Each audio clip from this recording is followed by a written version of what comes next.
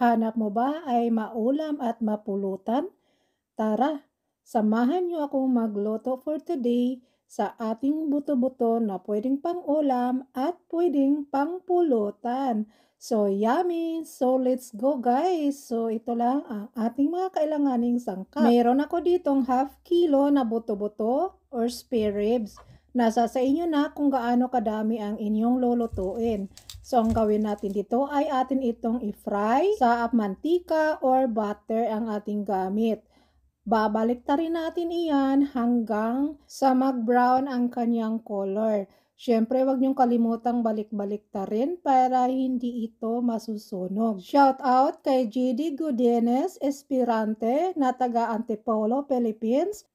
Amaba Kumuda Jane from Bukidnon, Philippines. Maraming salamat guys sa inyong walang sawang suporta sa akin. Habang tayo'y naghihintay ay ating i-ready ang ating seasoning na gagamitin sa ating buto-buto. Ito ay ating pagsamasamahin sa isang maliit na bowl.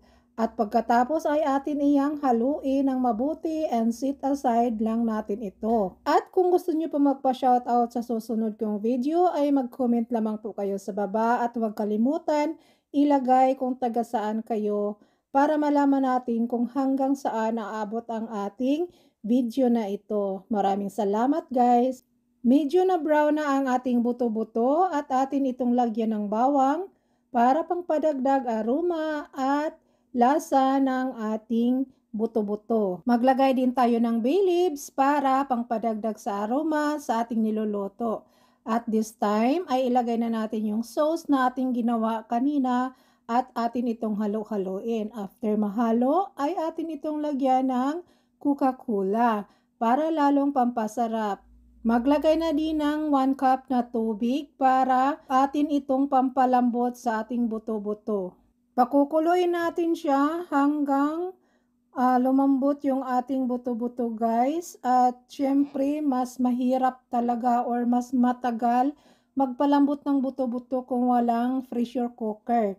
Last time gumamit ako ng pressure cooker nung nagluto din ako ng buto-buto. Mas madali ang pagpapalambot. So dito ay medyo natatagalan tayo. Umabot siya ng mahigit 1 oras na pagpapakulo. Ayan guys, ready na yung ating buto-buto. Ready to serve na and let's eat. Siyempre, meron niyang rice, hindi mawawala. And thank you for watching guys. Maraming salamat. Bye-bye!